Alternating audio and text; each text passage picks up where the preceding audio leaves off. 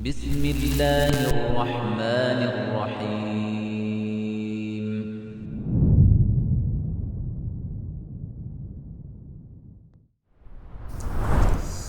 الحمد لله وحده الصلاة والسلام على من لا نبي بعده أما بعد. Dernièrement, on m'a fait entendre des paroles d'Abdelhay.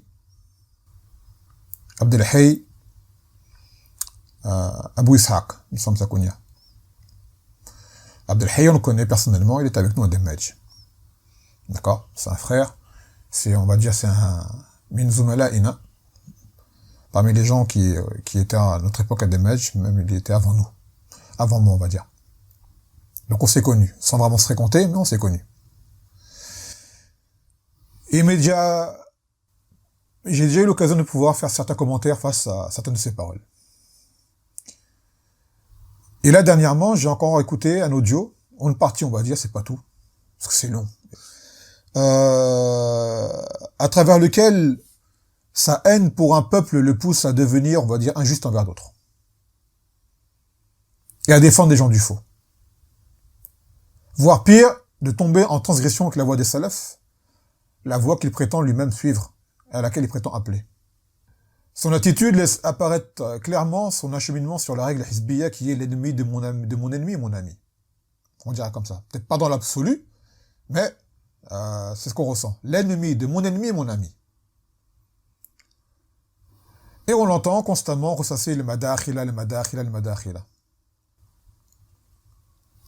يقول الله عز وجل يا أيها الذين آمنوا كونوا قوامين لله شهداء بالقسط ولا يجرمنكم شنآن قوم على ألا تعدلوا اعدلوا هو أقرب للتقوى واتقوا الله إن الله خبير بما تعملون. Ô vous qui avez cru, soyez justes et équitables, des témoins équitables, et que la haine pour un peuple ne vous force pas à devenir injuste. Soyez justes et soyez les plus proches de la taqwa. Et craignez Allah, car Allah est parfaitement informé de ce que vous faites. وقال سبحانه وإذا قلتم فاعدلوا ولو كان ذا قربى وبعهد الله أوفوا. Lorsque vous parlez, soyez juste, quand bien même il s'agirait d'un proche. Et respectez l'engagement envers Allah.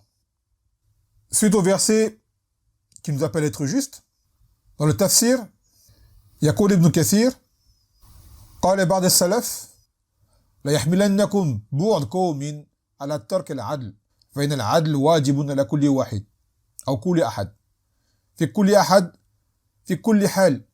Que la haine pour un peuple ne vous amène pas à délaisser la justice et l'équité, car l'équité est obligatoire avec toute personne et en chaque personne et en toute situation. فقال قال بعض السلف ما عملت من عصى الله فيك بمثل ما أو بمثل أن تطيع الله فيه. Que tu trouveras de plus exemplaires à travers le comportement à adopter avec quelqu'un qui désobéit à Allah par rapport à toi que d'obéir à Allah vis-à-vis de lui. C'est-à-dire autant lui te fait du mal, injustement, autant tu seras juste envers lui. هذا هو العدل. Et ce n'est pas donné à tout le monde d'avoir ce adl, bila shak. Donc par rapport à ce terme madakhila qu'il emploie, أولاً هذا لقب في نظر. On va dire ce sobriquet, cette nomination, elle est à revoir. وقال سبحانه يا أيها الذين آمنوا لا تقولوا راعنا وقولوا انظرنا واسمعوا وللكافرين عذاب عظيم. Dans le sens où Allah dit, ô vous qui croyez, ne dites pas favorise-nous, c'est-à-dire ra'ina, ou dites regarde-nous et écoutez, et il y aura un châtiment douloureux pour les kuffars. Ce verset, يقول الإمام كثير كذلك نهى الله تعالى المؤمنين أن يتشبهوا بالكافرين في مقالهم وأفعالهم وذلك أن اليهود كانوا يقولون أو يعانون من الكلام ما فيه تورية لما يقصدونه من التنقيص que Allah nous a interdit, c'est-à-dire aux croyants, de ressembler aux kuffars dans leur façon de parler et dans leur attitude, dans leur comportement. Et pourquoi par rapport à ce verset-là? Car c'est ra'ina, c'est une chose que les Yahoud disaient. D'accord? Ils avaient pour coutume d'employer des termes qui en dissimulait d'autres, des sous-entendus, pour amener une moquerie. Donc nous, il nous a été interdit d'agir de la sorte. Donc même si là, le verset concerne les koufars, on sait que la règle, elle est générale, elle s'applique pour tous. C'est-à-dire que les gens de la droiture ne doivent pas ressembler aux gens du faux dans leur façon de faire. Donc à la base, madakhila, matrelis, comme ils disent, ça c'est un terme qui a été inventé par les Mu'tadira pour s'en prendre aux salafis. Adam Ma'rouf. Donc quelqu'un qui se dit sur la sunna concrètement et qui dit blâmer les Ikhwan et les Hizbi, les sectaires comme ils le disent, ben, ils se comportent pas comme eux déjà, dans le faux en tout cas. Et ils appelaient les salafis madakhila pour des sujets sur lesquels, à la base, ben, les gens de la sunna, c'est eux qui ont raison évidemment. Comme par exemple le sujet du gouverneur, sujet du jarh wa ta'dil, des l'oudoud, du retour vers les savants, et même dans la façon de faire salat et dans l'habillement. Il s'appelait t'avais le kamis nesosak, t'as un matrali. Tu fais la salat, comme Cheikh Al-Albani dans son livre, t'as un matrali. Et ainsi de suite. Et personnellement, moi, quand j'entendais les gens dire Madakhila, je me sentais concerné par eux, il y a bien longtemps. Ainsi que tous les savants de la sunna. Après, pour être juste, oui, en cette époque, on trouve des gens qui se sont trop fanatisés pour Cheikh Rabia. Naam, ça, la yunkiru ahad. Où ils exagèrent dans sa personne. Et lui affilient l'infabilité bilisan al-hal. Yunsibun ilayhi al-usma bilisan al-hal. Ils lui attribuent l'infabilité par la langue des faits, pas par les paroles, parce qu'ils ne le diront pas. Ils savent très bien que dire cela, ce serait du kufr. D'accord? Mais par leurs faits, ils amènent à le rendre infaillible. Certains, ils le font alimentés d'un amour abusif, dû à leur ignorance de la valeur du suivi du dalil et autres. Et de l'équité. Et d'autres, et ils sont très nombreux ceux-là, ils le font pour une maslaha, par un intérêt, pour obtenir une certaine menzila aux yeux des gens, notoriété, fait da'wa dans la prédication. Pour, comme ils disent ici à l'époque, les petits jeunes, pour être validés, comme on dit. Car on sait qu'une tesquée de Charabi, attention, ça donne des galons, comme on dit. Donc t'en as pour se faire accepter, d'accord, à la manière du chef, ils viennent se frotter contre Cheikh Rabia, ou contre les gens qui sont proches de Cheikh Rabia, ainsi de suite, pour avoir un lien avec lui. Car en réalité, ces gens-là, quand ils sont loin du shir, tu les vois concrètement s'opposer à des paroles vraies du shir, dans certaines masaïl, où le shir il a raison, ils n'appliquent pas. Ils n'appliquent pas. Ils transgressent. Donc, pour revenir au sujet de base, Abdel Hayy, aslahanallah wa iyyah, il tient beaucoup de paroles qui méritent des réfutations. Ah, franchement, il en a beaucoup. Car l'un de ses problèmes, c'est qu'il parle trop. Il s'éparpille, aborde beaucoup de questions, dont beaucoup ne sont pas de son niveau, imma ilmiyan, wa imma waqi'iyan. Soit du fait qu'il n'a pas le niveau de science pour aborder certaines questions, ou ce n'est pas toutes, ou d'autres, ça ne le concerne pas. C'est des choses dont il est loin et qui le dépassent, ou dont il est mal informé. Malgré ça, il se permet de parler et de débattre et de donner son opinion. Et de là, ça l'amène également, lorsqu'il a un qasd, lorsqu'il n'y a pas de ses paroles, il fait du talbis, il mélange du vrai avec du faux. D'accord, il y a du vrai dans ce qu'il dit, il y a beaucoup de vrai. Mais malheureusement, il y ajoute une couche de faux pour emmener les gens là où il veut. Et ça influe beaucoup sur son auditoire. Car son auditoire, c'est pareil, c'est beaucoup de juhal. Il critique les commentateurs de juhal, eux-mêmes sont des juhal. Des gens fougueux, trop émotifs, adeptes des débats, des polémiques inutiles. Beaucoup d'entre eux, tu verras du jahl murakkab chez eux. Cette ignorance qui est nommée comme étant l'ignorance aggravée. C'est croire que penser que tu sais alors que tu ne sais pas. Encore celui qui ne sait pas et qui sait qu'il ne sait pas, alhamdoulilah, lui, il n'y a pas trop de problème. Comme c'est connu. Mais le jahl murakkab, lui, yut'ib. Car il pense savoir et il parle et débat et t'emmène des choses qui n'ont rien à voir, ou des choses qui ont à voir mais qui ne sont pas à leur place ou autre. Takhabbut. Et je ne doute pas qu'il aura souvent des arguments plausibles en défaveur de ceux qu'il nomme madakhila. Étant donné que beaucoup d'entre eux, comme on l'a dit, sont sous l'emprise du ta'assub et du taqlid. D'accord? Ils ne peuvent pas admettre que Cheikh Rabia est tort dans certains de ses jugements, dont les conséquences elles furent préjudiciables pour la da'wa à travers le monde dernièrement. Il a eu des jugements sur des gens faux. Wallah, nakul bisaraha. Il a fait un grand travail, on le reconnaît. Il a dévoilé beaucoup de gens du faux, on le reconnaît. Et ça mérite de la reconnaissance pour le travail qu'il a fait. Mais, à partir d'un moment là, il y a eu un changement qui s'est produit chez lui, dans son entourage, Et de là, il a commencé à devenir injuste. Car à la base, Charabia, son travail, il est mu'tabar chez nous. C'était un marjia, imam. Mais quand la fitna du Yémen, elle est apparue, là, on a vu un autre wedge de lui. On a vu un autre wedge de lui. Ou également, ce qu'il y a eu dernièrement comme fitna avec Cheikh Mohamed ibn Hadi, kazalik.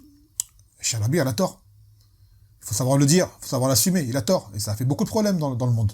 Sans quoi, nous, Charabia, si ce qu'on lui reproche, c'est pas ce que lui reproche les Hizbi. Ça n'a rien à voir. Ce sont deux choses différentes. Et parmi ces sujets qu'il utilise pour légitimer ses fausses positions, je parle de Abdelhay, et des jugements inéquitables contre ses opposants, il a cité une personne. Dans l'audio, quand j'ai entendu ça, wallah, je me suis dit, là, c'est pas possible. La boud min al-kalam. Il a cité Mohamed al-Imam, al-Yemeni.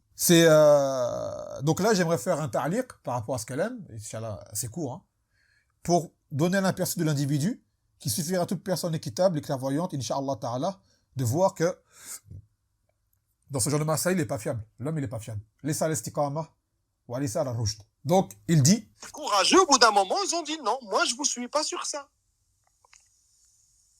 Mohamed l'imam, il a dit quoi? Pour qu'il devienne ikhwani. Il a dit quoi? Il a dit, ya ikhwa, al-Rawafid, ils ont des armes, ils ont des kadas, ils ont des kadas. Vous voulez nous envoyer à la guerre contre quoi? Et avec quoi? C'est pas vous qui dites partout aux frères qu'il ne faut pas se battre? Parce qu'ils n'ont pas de kada, ils n'ont pas de quoi, ils vont faire la fitna pour rien, d'accord. Mais pourquoi, là, d'un seul coup, le concept de la fitna, il a disparu? Et quel est le rapport entre il se bat avec les chiites ou il se bat pas avec eux, avec il est devenu ikhwani? Malakum kayfa tahkumoun? Et c'est tout le temps comme ça. Déjà, Abdelhay sait pertinemment que Mohamed al-Imam a été critiqué au Yémen bien avant que Cheikh Rabi' ne le fasse lui-même. Pareillement pour Aboul Hassan, car dans le même audio, il parle d'Aboul Hassan. Et d'autres personnes. Ils te les font passer en fait comme étant des gens de base bien, mais juste Cheikh Rabi' les a critiqués, comme si ces gens-là n'avaient rien à se reprocher de base. Tu vois ce que je veux dire? C'est comme si demain, tu as un policier qui poursuit un petit jeune. Le petit jeune, à la base, c'était un dealer. Il est en délai de fuite. Le policier l'a attrapé, a voulu le corrompre. Le petit jeune n'a pas voulu obéir. Donc de là, le policier a mis le dealer en prison avec des vraies accusations et que les gens maintenant disent, pour prouver que le policier s'était corrompu, on fait passer le petit dealer pour un innocent. Non, c'est un dealer, le petit jeune. Même si l'autre c'est un pourri, le policier, l'autre ça reste un dealer quand même. Et ben Abdelhay l'a fait un petit peu comme ça. Tu vois. Pour faire passer le shir comme étant un injuste, et ben les gens qui ont été critiqués par le shir, ce sont des gens bien de base. Là, Mawa Kaza. Aboul Hassan, déjà, Irtisaran, a été critiqué déjà à l'époque de Cheikh Moukbil de son vivant, mais dans les assises privées, comme le rapporte pas mal de Setullah. Ensuite, après la mort de Cheikh Moukbil, c'est Cheikh Yahya qui était le premier à parler sur lui, ouvertement. Ensuite, Cheikh Nejmi, rahimahullah ta'ala également, a suivi. Et par la suite, Cheikh Rabi' a suivi. Et d'autres ont suivi également. Donc ce n'est pas Cheikh Rabi' qui s'en est pris à Aboul Hassan comme ça, pour le plaisir. Aboul Hassan, il y a vraiment des déviances. Là n'est pas le sujet pour les citer. Ensuite, pour revenir au Shahid, Mohamed al-Imam, lui n'a pas été critiqué de base pour son mawqif par rapport au Houthi, en premier lieu, au Yémen. Mais pour avoir sciemment laissé la vérité, d'accord, lors de la fitna d'Al-Adani, que Abdelhay connaît très bien. Et sur laquelle on a connu qu'il était sur la défense de la vérité. Après, les parallèles ou transversales ou les, je ne sais quoi, ça on ne sait pas comment c'est. Et comment dire? Donc, Mohamed al-Imam avait clairement dit que Al-Adani avait tort. Et après, on ne sait pas ce qui s'est passé, c'est retourné lui et tout le machir du Yémen sans en connaître le motif. Qu'est-ce qui s'est passé? Ils sont retournés contre Shahaya du jour au lendemain comme ça. Allah alam pourquoi. Al-Muhim. Savoir que, également, Mohamed al-Imam, ce n'est pas d'aujourd'hui qu'il y a un takhabout dans les masaïl de fitan. Depuis l'époque de Cheikh Moukbil. Quand Cheikh Moukbil, rahimahullah ta'ala, parlait sur cette toulab qui avait dévié, certains d'entre eux, après les avoir conseillés, ils sont refusés d'écouter. Cheikh Moukbil a mis en garde contre eux. Clairement. Et malgré cela, Mohamed al-Imam continue à les recevoir chez lui et à faire leurs éloges. ماذا قال Cheikh Moukbil عنه؟ قال أصحاب معبر مغفلون. Les gens de Marbar sont des gens, on va dire, inattentifs, distraits, qui n'ont pas de clairvoyance. L'audio, il existe. Hein. Si des gens le veulent, l'audio, il existe. Sur l'état de bière de Shah Mokbil, vous pouvez le trouver encore. Donc Shah Mokbil, qui était son cher, auprès de qui il n'a étudié que 3 ans. Abdelmajid, il a fait que 3 ans, Mohamed El-Imam, avant d'aller faire son marquez à Marbar. Donc il n'a pas étudié longtemps chez Shah Mokbil. Déjà depuis l'époque. Et comme on l'a dit également dans la fitna d'Abul Hassan, Mohamed El-Imam défendait Abul Hassan de toutes ses forces, en disant, ouais, imam, plus vous parlez sur lui, plus je vois que c'est un imam, cet homme-là. Jusqu'au jour où Charabi a parlé, là, ça a été la pression, en effet. Et là, tiens, Abul Hassan, c'est un isbi. Bon, hala taqlid. Puis, il y a, durant la fitna, son livre Al-Iban, hein, que vous savez, qu'on a déjà parlé à de nombreuses occasions, pour pas avoir à ressasser encore le sujet. Maintenant, pour revenir concernant l'excuse que Mohamed El-Imam ne combat pas, parce qu'il n'a pas les armes, هذه لا يصدقها أحد ممن عاش في اليمن. Cette parole-là que Abdel Hayy veut faire croire que Mohamed El-Imam dit, je sais pas d'où il l'a prise, d'ailleurs, personne qui vit au Yémen ne va y croire. D'accord?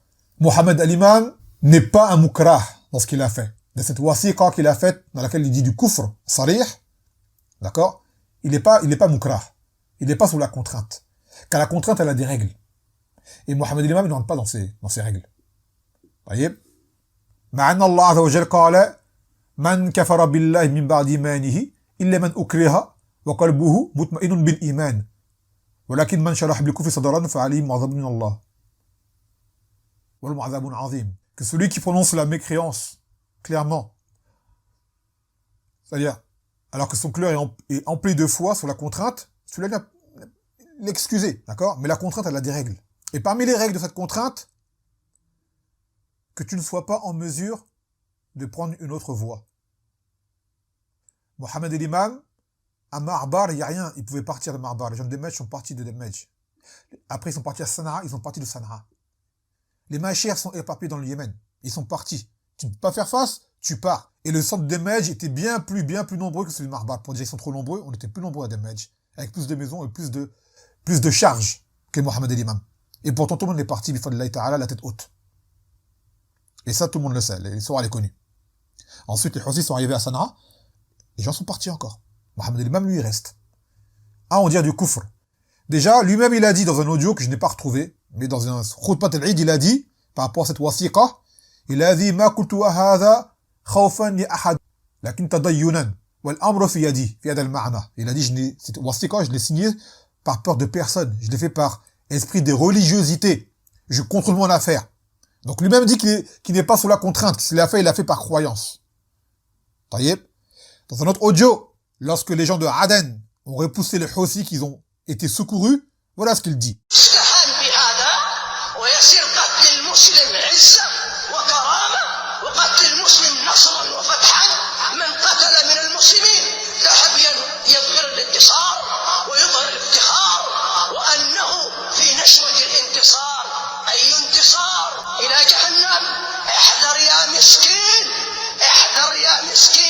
Vous voyez le Moustawa, qui dit que cette joie, que ce secours, c'est un secours qui va emmener en enfer. Qui est ce combat entre les Houthis et les gens d'Aden, qui ont repoussé, qui sont défendus. D'accord? Que ce combat, c'est un combat qui mène en enfer. Et des paroles, pour les Houthis, il en a plein où il les défend, il fait leur éloge. Donc quand au moins t'es mukrah de dire du kufr, au moins tu n'approuves pas, tu ne cautionnes pas. Au minimum. Et Kazalik, bin al-Hujjaj al-Ati ma'ana, parmi les arguments qu'on a, c'est qu'il y a des gens qui sont à Sanaa, encore alors qu'il est. Des massagides salafis, qui sont encore là, qui font des doulous, qui n'ont pas fait ce que Mohamed El-Imam il a fait. Et ils sont à Sanaa, au milieu des Houthis. Ma'annana nuhib an yakhruju min huna. On aimerait qu'ils partent, mais bon. À tel point que certains d'entre eux, dernièrement, ou il y a peut-être 1 ou 2 ans, les Houthis sont venus, et on dit, vos massagides, on va les fermer. Car vous n'avez pas d'autorisation des awqaf, c'est-à-dire du ministère des religieux au Yémen, qui étaient sous leur emprise à eux. Pour dire que nous, les Houthis, on ne vous autorise pas à avoir des massagides. Ensuite, ils sont revenus vers les massagides de ses frères, en leur disant, on vous laisse ouvrir vos massagides à condition qu'un jour sur 2, on permute. Un jour, c'est nous qui faisons la khutbah, et un jour, c'est vous. Un jour, vous faites la muhadara, conférence, un jour, c'est nous. Les frères, ils ont dit sûrement pas. Ils ont dit, soit nos massagides, ils sont à nous, et on fait ce qu'on veut dedans, ou soit alors, vous nous laissez partir, on vous laisse le masjid, on part nous, mais on part en toute sécurité. Akada. Ils ont dit quoi les Houthis au final? ils ont laissé les frères tranquilles. Alors qu'il est le masjid, il est ouvert. Il y en a plusieurs. Ils sont ouverts, les frères, ils sont doulos. Je ne dis pas qu'ils disent tout ce qu'ils veulent dire, certes, mais en tout cas, ils ne disent pas le contraire de ce qu'il faut dire. Et ils ne font pas l'éloge des Houthis. Ils ne les vendent pas. Ils ne les considèrent pas comme étant des musulmans. Ils ne disent pas qu'ils sont leurs gouverneurs, qu'il faut leur obéir, comme le fait Mohamed el-Imam.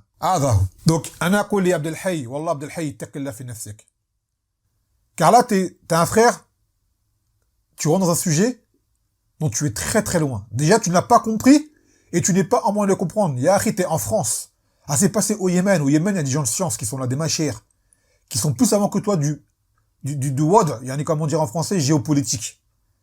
Les Houthis les connaissent plus que toi. Le pays les connaissent plus que toi. La politique du pays les connaissent plus que toi. Taïeb. Et ils n'ont pas trouvé d'excuses à Mohamed el-Imam. Et toi, t'es en France, là, tu trouves des excuses. Juste pourquoi? Pour dire que Charabir lui a imposé, il a rendu Ikhwani, parce qu'il s'est défendu de ne pouvoir combattre les Houthis. Et taqillah fi nafsik. Wallah. Pareil, dans cet audio, wallah, il y a trop de ragots.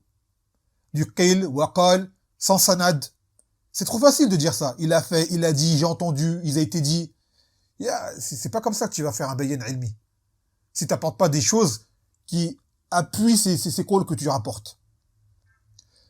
Jusqu'à ce que le frère, il arrivait à dire, Abdel Hayy, dans cet audio que j'ai entendu, que certains parmi les Madakhila, parce qu'à la base il parle d'eux, en sont arrivés à tuer des machères en Libye, au Yémen. Au Yémen, je suis pas au courant. On est au Yémen depuis, fadlillahi ta'ala, près de 17 ans. Quand c'est fait, là, dont Abdel Hayy parle, bon là aujourd'hui je suis en France, là, sallallahu yafarij anni. Mais les faits, là, dont Abdel Hayy parle, là, on était au Yémen.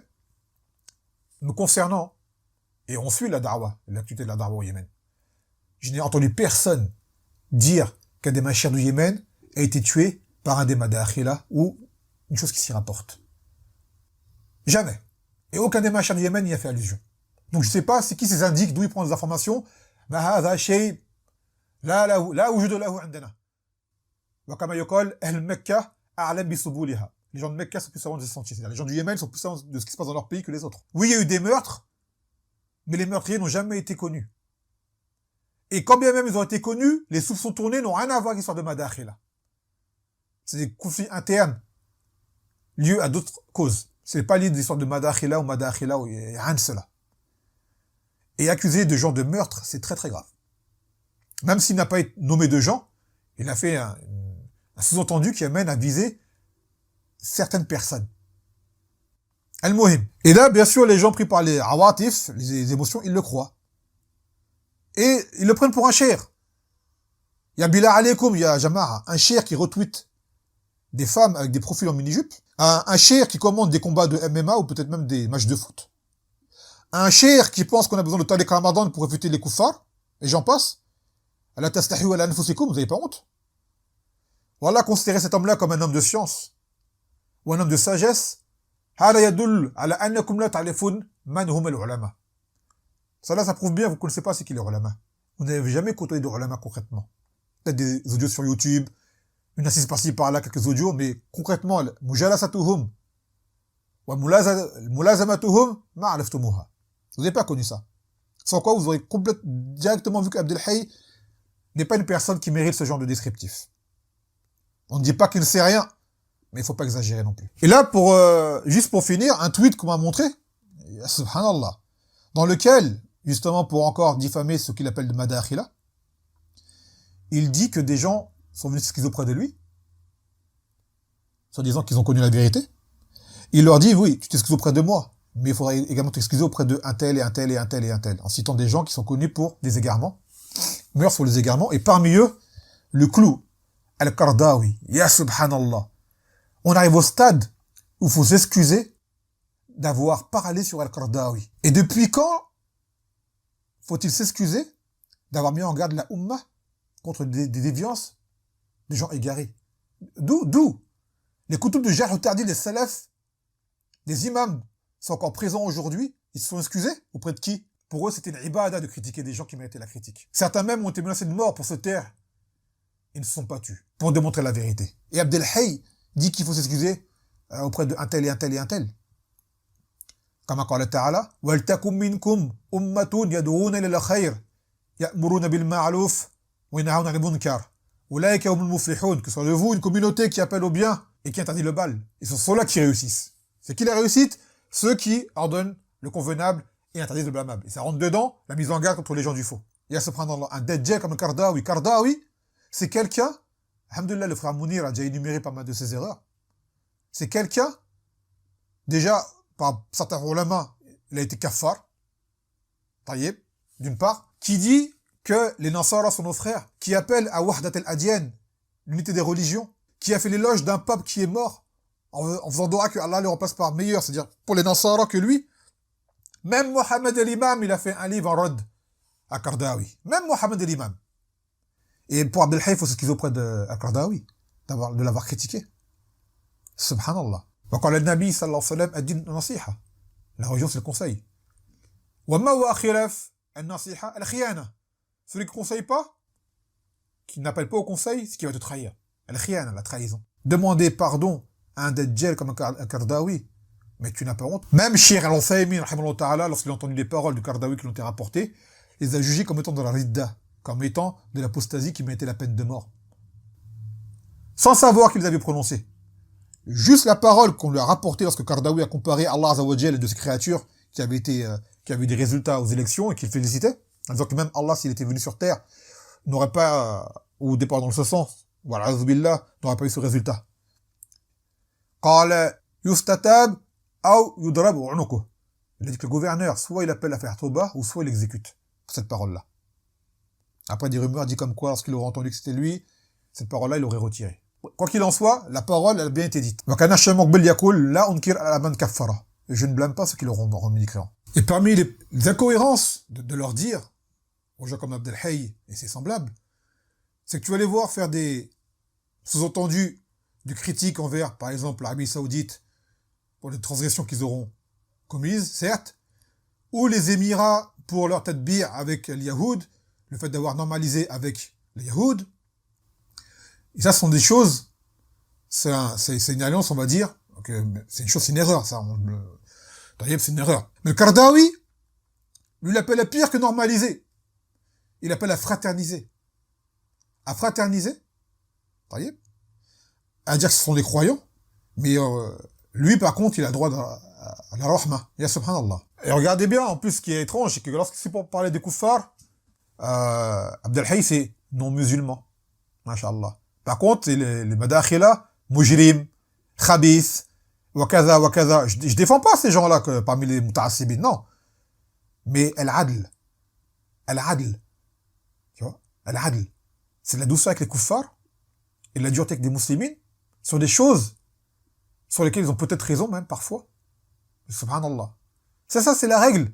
L'ennemi de mon ennemi est mon ami. Ça fait partie du hizbiyya concrètement. Parce que les gens pensent que le hizbi, c'est celui qui est fermé à tout. Non. C'est quelqu'un qui peut s'allier avec quelqu'un pour une raison qui n'est pas légiférée. Même s'ils sont très nombreux. Et eux, ces gens-là, ils s'unissent sur quoi? Sur la haine contre ceux qui nomment le madakhila. Ils vont s'aimer pour ça. Si t'es un anti-Batrali, vous allez être copain avec lui. En général. Il y a des gens qui méritent, qui ont des égarements sur qui ne me parlera pas. Pourquoi? Pour les mawaqif similaires aux siens qu'ils ont. Des choses, il sera pas d'accord avec des gens avec qui il parle. Mais il fera pas de BN sur eux. Pourquoi? Car ils ont un attachement. C'est quoi? La haine contre les madakhila. Ça c'est les unis, ça. Bah, selon ton raisonnement, il y a Abdel Hayy. Pour finir, est-ce que toi, tu vas demander pardon à Cheikh Rabi'? Ou pour toi, sera-t-il pire que le Kardawi ou les gens que tu as nommés dans ton tweet? Et j'en passe. النصيحة للأخ عبد الحي قل الله عز وجل إنا أنزلنا إليك الكتاب بالحق لتحكم بين الناس بما أراك الله ولا تكن للخائنين خصيما.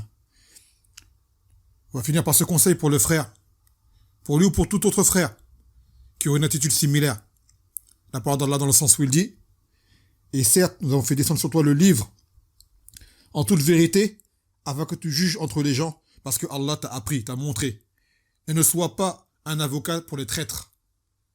La tujadil al-batil. Ne défends pas les gens du faux, quoi qu'il arrive. خلاص سنكتفي بهذا وسبحانك وبحمدك لا إله إلا أنت أستغفرك وأتوب إليك.